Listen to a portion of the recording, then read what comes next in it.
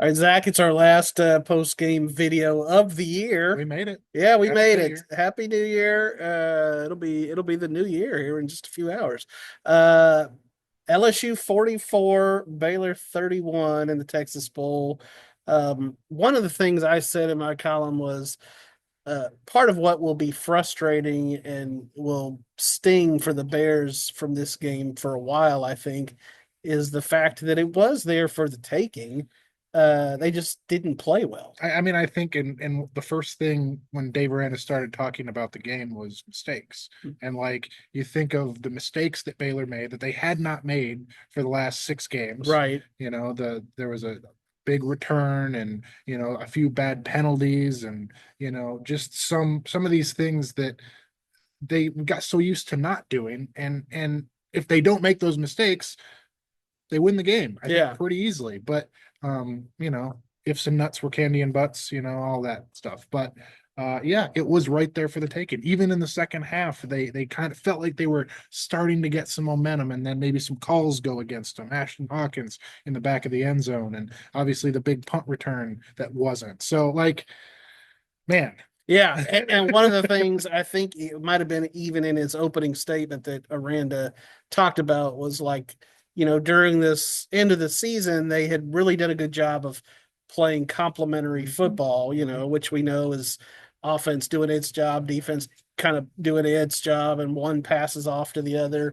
And he goes, and this was not this that. was not. And I thought that was like, you said it, buddy. Yeah, I mean, let's start on offense. So, things really took a bad turn early when Bryson Washington gets hurt.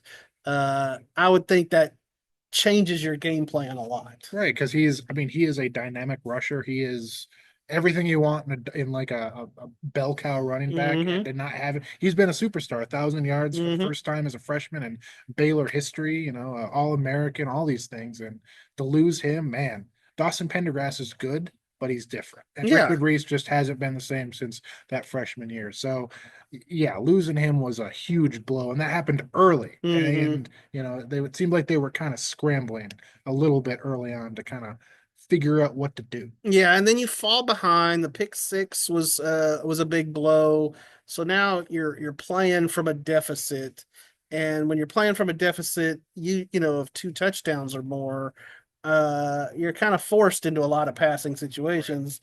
They did, move the ball and they just weren't able to finish off some drives. And it was kind of frustrating. Like, I don't know. I think they finished 1 for 6 for fourth down. I Correct. think that's what it was on fourth down. And it's like I feel like on some of those, I get the aggressiveness in a lot of in the bowl game. It's one game win. That's it. It's an exhibition. All of it. So I get being aggressive, but some of those third down or fourth down calls, like I might have kicked the field goal because I think you take the points and then the game is a little closer and maybe LSU tightens up and a lot of crazy things can happen, as Dave Aranda said. So I think some of those fourth down calls were questioned.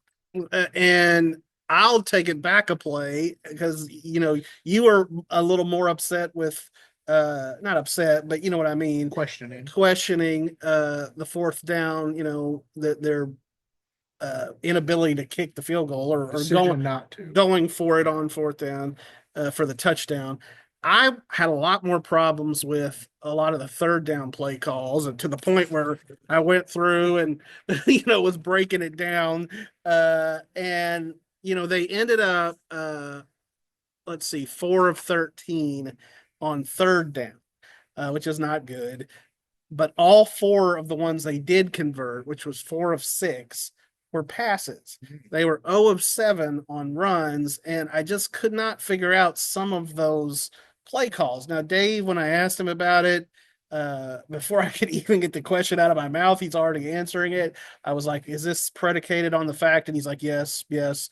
The fact that they go for it on fourth down a lot, and then he elaborated on it and he talked about, how essentially you've got to keep the defense honest and some of what LSU was showing, forced those things. But 3rd and 11, Pendergrass for 1 yard.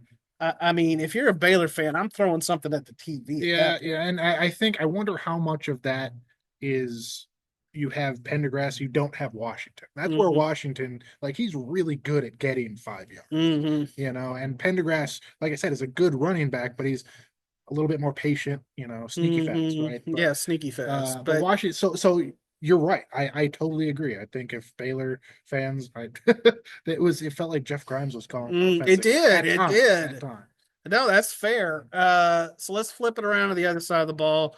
Uh, boy, Mm. DB's had a rough game. Oh man, it was Dave Aranda was pretty honest with his assessment of that group overall and kind of their growth, So we just got beat or maybe man to lack man, thereof. one on one. Or yeah, they really like he kind of pinpointed every other group on the team and was like, hey, they had some adversity and they came through it, except for the DBs. And I think tonight was just maybe their worst performance overall. I know they had a few players missing for academic and injury Mhm. reasons, and Yeah, they lost Snacks Johnson was out.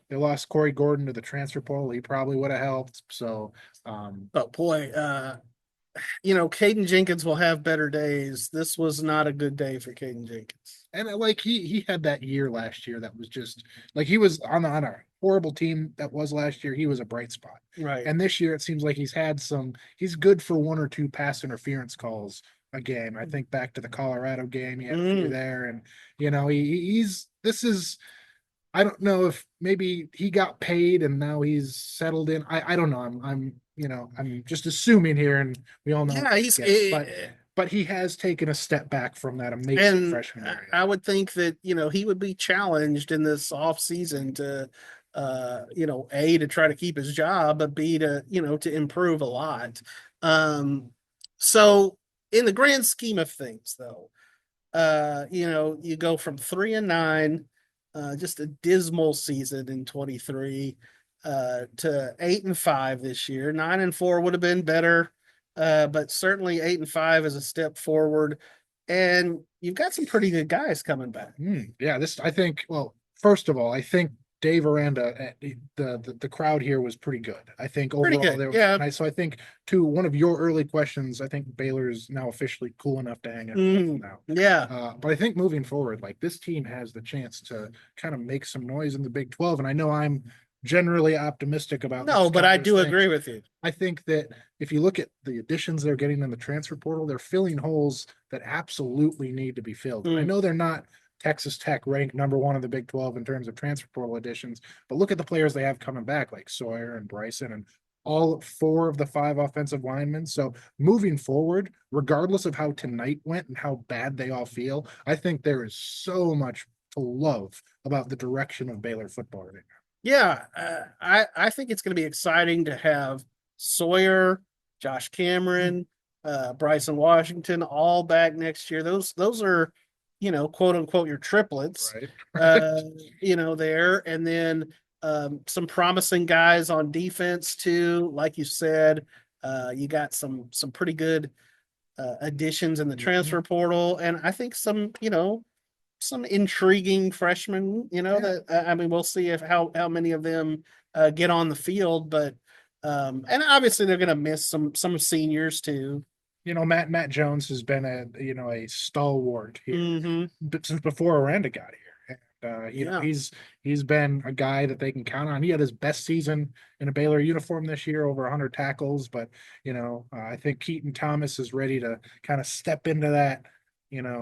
Wear the green dot and call the defense and do all that thing. If there's one guy who can do it, it's probably Keaton Thomas. You don't need me to pontificate about that guy, but Matt Jones will certainly his presence will be missed. I like what Aranda said about Keaton Thomas, was like, he's pissed back there, and we need that, like he'll build on that, I mean, he is the guy that injured his shoulder with a tackling sled Yes, season. yes. I'll shut up about Keaton now. Right. I'm sure there's some Baylor fans who are a little pissed right now too, but I guess our main message to you would be, I still think the future's pretty bright. I agree. And I think that Dave Aranda, I think, has kind of proven everybody wrong. Mm. I think there were a lot of people calling for his head at the beginning of the season, rightfully so. Me included, And certainly. I think that everything that he wanted to accomplish, whether he will admit it or not, I think I think he's hit on pretty much every one of his goals Yeah. that he wanted to. And I think, you know, all the credit goes to Dave Aranda, or a lot of the credit goes to Dave. Sure, yeah. And again, would they have liked to have won this game and gone into the offseason with a lot more momentum? Absolutely. This is gonna sting. But it's not a program wrecker. I think they're still on the upward trajectory. So that's good. Good for Baylor. And honestly, like uh okay, we're not fans, but we also don't root against these guys. Right, And right. yeah, I called for his head. Sure, they were 2-4. It looked like they were going nowhere, and they turned it around. And as you said, kudos to them. Credit to Dave Aranda and that staff and really that locker room. Right. So yeah, it was a fun season. It really was. It was and it was, I think last year was a slog. It was hard to watch. It was It it was. wasn't fun to watch. But like even tonight, even though like Josh Cameron's punt return, like that was exciting. That was Hmm. so much fun to watch. And yes, they made a mistake, and we can talk about that like we have, but like it's a fun team to watch. They're it's a good group of guys. Yeah. So So let's tie a bow on it and let's go get some freaking Buckies and drive back to Waco and not watch football for a while. yeah. Or watch it on TV or I'm something. gonna watch some football. Yeah, absolutely. We're still gonna do that. All right. Thanks. Thanks for watching.